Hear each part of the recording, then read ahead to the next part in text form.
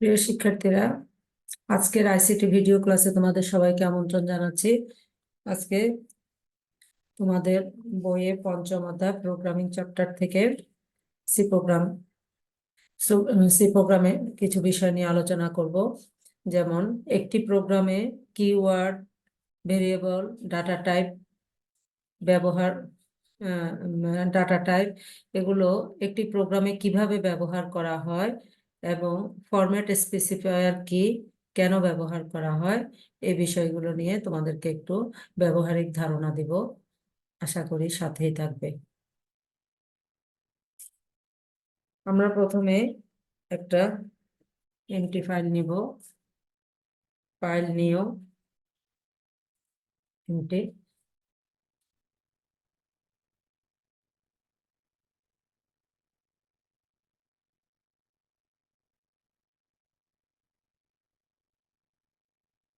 এখানে একটি প্রোগ্রামের বেসিক যে ফরম্যাটটি এটি আমি তৈরি করে নিচ্ছি।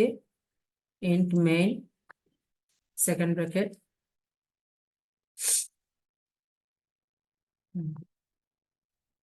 এখানে প্রথমে আমি একটু সেভ করে নিচ্ছি ফাইলটি।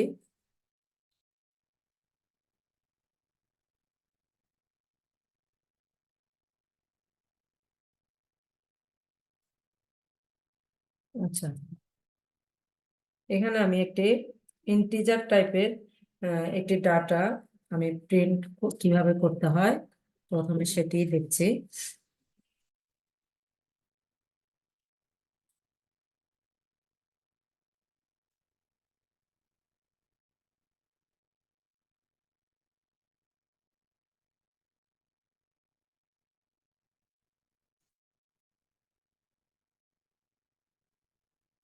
এখানে এই যে আইএনটি, ইন্ট, এটি হচ্ছে একটি কিওয়ার্ড। এটি একটি কিওয়ার্ড। এরকম তোমাদের সি প্রোগ্রামিং এর মধ্যে আরো অনেকগুলোই কিওয়ার্ড আছে, যেমন ফ্লোট, তারপরে রিটার্ন, হোয়াইল। এগুলো হচ্ছে তোমাদের এরকম 32টি কিওয়ার্ড আছে সম্ভবত তোমাদের কি সি প্রোগ্রামের মধ্যে। এগুলো ছোট হাতের লিখতে হয়, কিওয়ার্ড গুলো ছোট হাতের লিখতে হয় এবং এগুলো মাঝখানে কোনো ফাঁকা দেওয়া যাবে না, একসঙ্গে লিখতে হবে। ফাঁকা দিলে এগুলো কিন্তু ইনভ্যালিড হবে এবং বড় হাতের লেখা যাবে না, বড় হাতের দেখালেও ইনভ্যালিড হবে, ছোট হাতের লিখতে হবে। এবং এখানে আমি দুটো ইন্টিজার টাইপের ডাটা নিয়েছি। দেখো, নাম্বার ওয়ানে 22 এবং নাম্বার টুতে 45। আমি দুটো ডাটা নিয়েছি এখানে।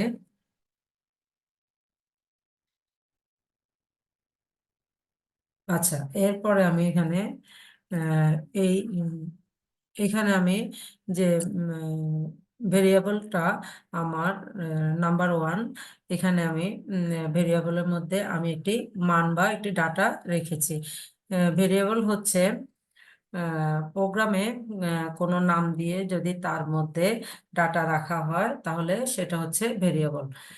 এখানে আমি এই যে নাম্বার ওয়ান, এটা একটা ভেরিয়েবল ডিক্লেয়ার করলাম এখানে, এবং এই ভেরিয়েবলের মধ্যে আমি 22 একটি মান রাখলাম। হ্যাঁ, আবার আমি এখানে আরো একটি সংখ্যা, আরো একটি ভেরিয়েবল নাম্বার টু, এখানে আমি দুটি ভেরিয়েবল ডিক্লেয়ার করলাম। এখানে আরেকটি ভেরিয়েবল নাম্বার টু, এখানে আমি 45 আরেকটি সংখ্যা রাখলাম। এখন এই দুটো সংখ্যাকে আমি দুটোই আমার ইন্টিজার টাইপের মান, দুটোই আমার ইন্টিজার টাইপের ডাটা, এগুলো আমি প্রিন্ট দেখতে চাচ্ছি। তাহলে আমার এখানে এই যে আইএনটি লেখাটি কিন্তু নীল রঙের, তোমরা একটু খেয়াল করো, এই যে নীল রঙের এগুলো হচ্ছে কিওয়ার্ড। এর কিওয়ার্ড গুলো সবসময় নীল রঙের লেখা থাকে। প্রিন্টএফ, তারপরে এখানে আমাকে ফার্স্ট ব্র্যাকেটের ভিতর আমি আউটপুটে যা দেখতে চাচ্ছি সেটাই আমি এখানে লিখবো। প্রিন্ট যেটা দেখতে চাচ্ছি,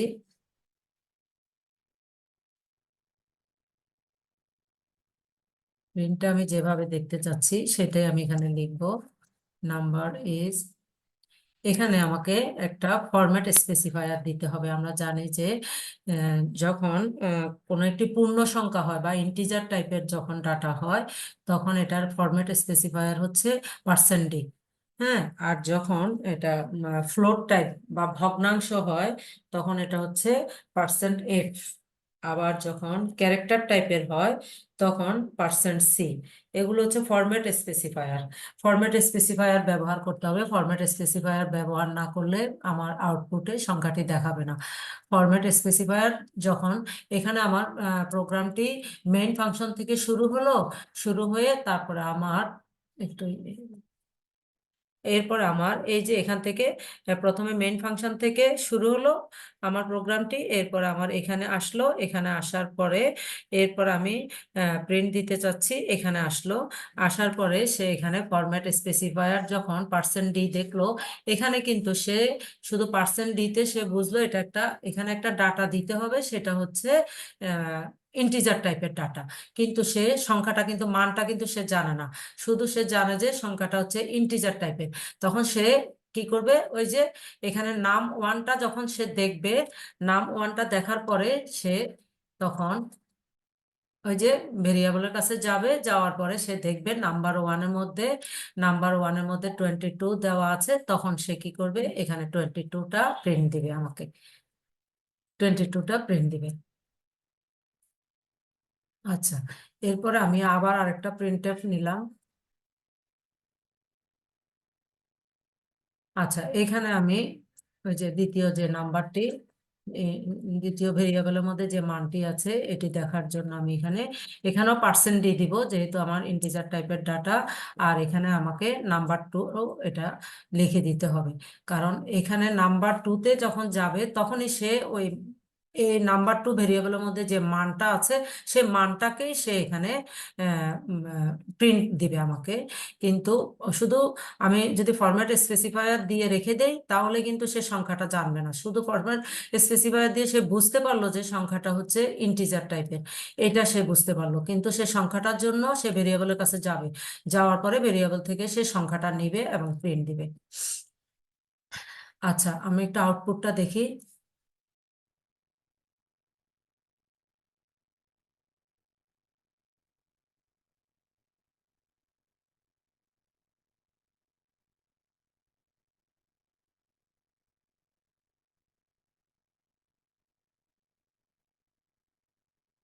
আচ্ছা, এখানে আউটপুটটা দেখা যাচ্ছে first number is 22, the second number, দুইটা কিন্তু পাশাপাশি আসছে।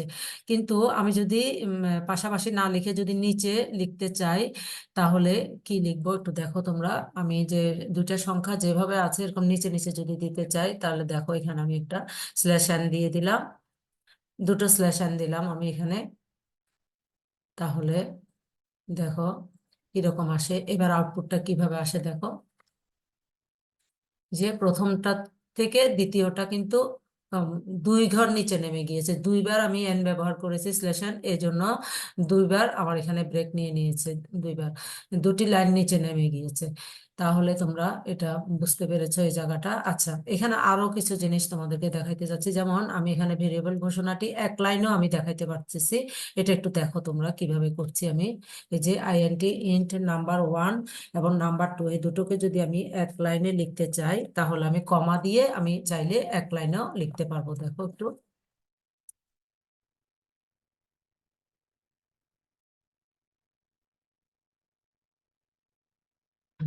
এক লাইনে যখন আমি লিখলাম, তারপরে এটা 2 লাইনে না লিখে এক লাইনেও লেখা যায়। ঠিক একইভাবে আমি প্রিন্টএফটাকেও 2 লাইনে না লিখে আমি এক লাইনে লিখতে পারবো। একটু দেখো কিভাবে লিখতে হয়।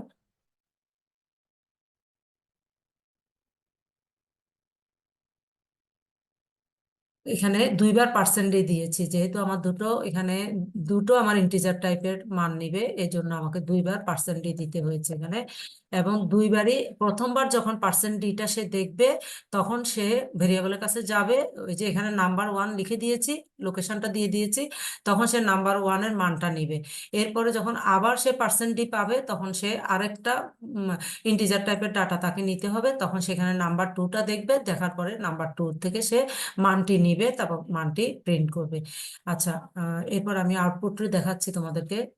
দেখো, এক লাইনে লিখলেও আউটপুটের মধ্যে কোনো পরিবর্তন হবে না, চাইলে এক লাইনেও লেখা যায়, 2 লাইনে লিখতে হবে এখানে একটু। And second number. আচ্ছা, তোমরা দেখলে যে লেখাটার মধ্যে একটু ভুল ছিল, যার কারণে আমার আউটপুটটা দেখে আবার এটা আমি ঠিক করে দিচ্ছি। দেখো, the first and second number আর 22, 45, মানে প্রথম এবং দ্বিতীয় সংখ্যা হচ্ছে 22 এবং 45, এভাবে আমার আউটপুটটি দেখাচ্ছে। আচ্ছা, আমি এই যে প্রোগ্রামটি লিখলাম, এই প্রোগ্রামের উপরে আমরা অনেক সময় যে এই যে কোডগুলো করছি এগুলা এটা তো ছোট কোড, কিন্তু প্রোগ্রামিং এ অনেক সময় অনেক বড় বড় কোড করতে হয়, তখন এটা কি প্রোগ্রাম এটা আমরা অনেক সময় কমেন্ট আকারে লিখে রাখি। এটা কমেন্ট কিভাবে লিখে তোমাদেরকে একটু দেখাচ্ছি।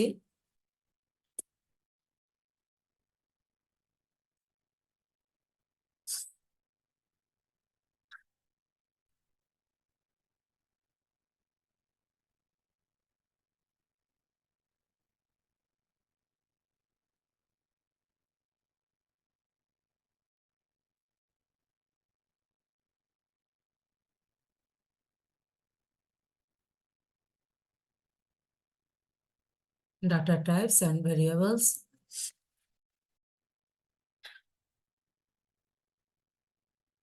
With the data types and variables এবং ফরম্যাট স্পেসিফায়ার। আচ্ছা, এখানে যখন আমরা কমেন্ট লিখি তখন এক লাইনে লেখার জন্য আমাদেরকে এভাবে লিখতে হয়, দুটো স্ল্যাশ দিয়ে এভাবে, এবং লাস্টে আবার দুটো স্ল্যাশ দিয়ে শেষ করতে হয়। কিন্তু আমার যখন এক লাইনে, যখন এটা অনেক লম্বা হয়ে যায়, তখন আমি চাইলে মাল্টিপল লাইন নিতে পারি। মাল্টিপল লাইন নেওয়ার জন্য আমাকে কিভাবে লিখতে হয় একটু দেখো। এক্ষেত্রে আমাকে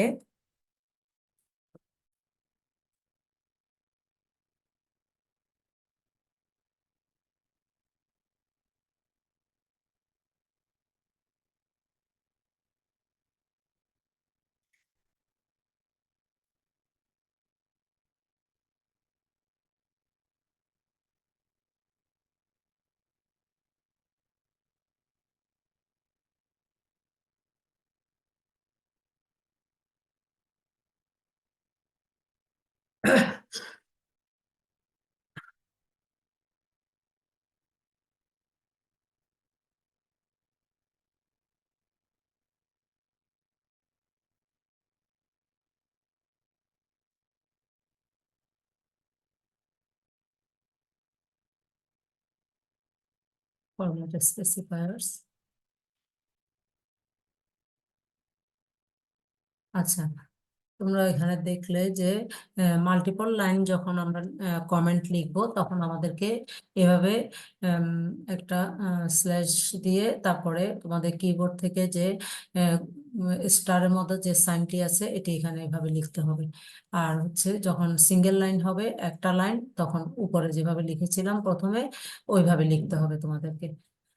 এভাবে হচ্ছে কমেন্ট লিখতে হয়। কোনো একটি প্রোগ্রামটা কিসের প্রোগ্রাম বা কেন করা হলো বা এটার মধ্যে কি আছে, এটা অনেক সময় কমেন্ট আকারে যদি লেখার প্রয়োজন করে, তাহলে কমেন্টটা এভাবে লিখতে হয়। কমেন্টটা তোমার আউটপুটে আসবে না, কমেন্টটা এখানে প্রোগ্রামে যেখানে তুমি কোডগুলি লিখবে এখানেই থাকবে, এটা কোনো আউটপুটে কোনো প্রদর্শন করবে না।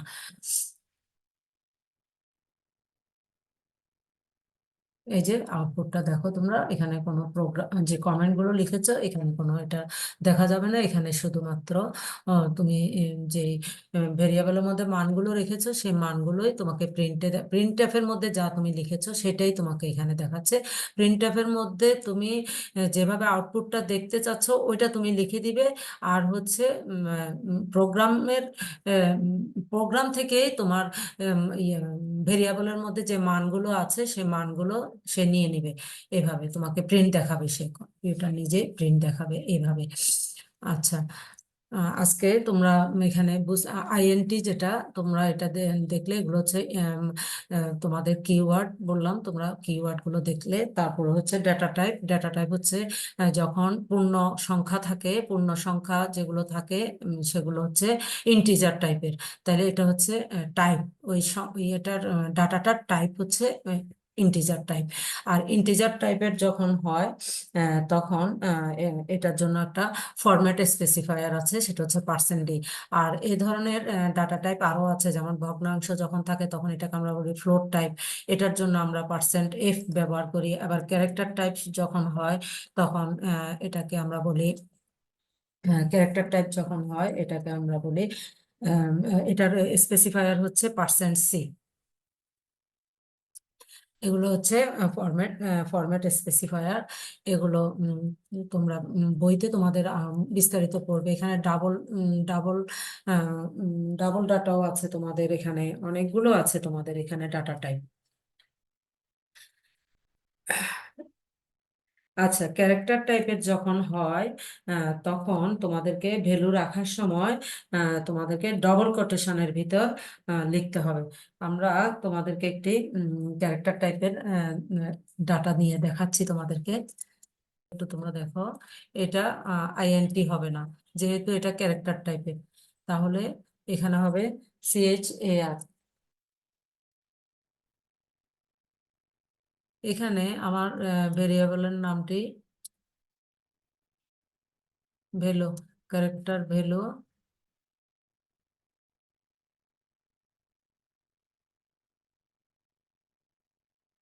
এটা একটা নিলাম আমি, ABC একটা উদাহরণ, এমনিতে তোমাদেরকে বোঝানোর জন্য নিলাম যে এটা একটা ক্যারেক্টার ভ্যালু নিলাম আমি।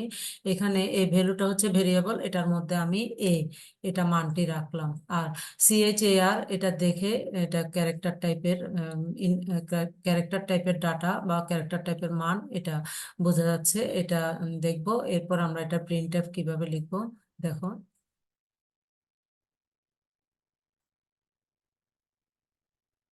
প্রিন্টএফে আসলে যেটা লিখবে ওটা হচ্ছে আউটপুটে দেখার জন্য, যা যতটুকু হয়তোবা সাজিয়ে লিখা, এটা আউটপুট দেখার জন্য যা লিখা এখানে। Print the character variable, print the character variable.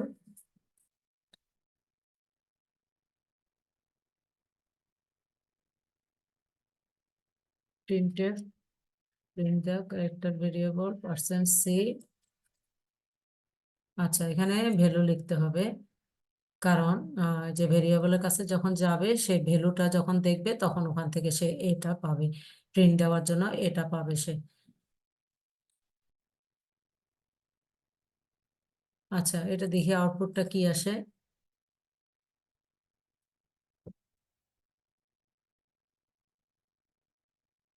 এই যে প্রিন্ট দ্য ক্যারেক্টার ভেরিয়েবল কথাটি আমাদের আউটপুটে আসছে, আমরা যা লিখেছি ওখানে সেটি এখানে আসছে।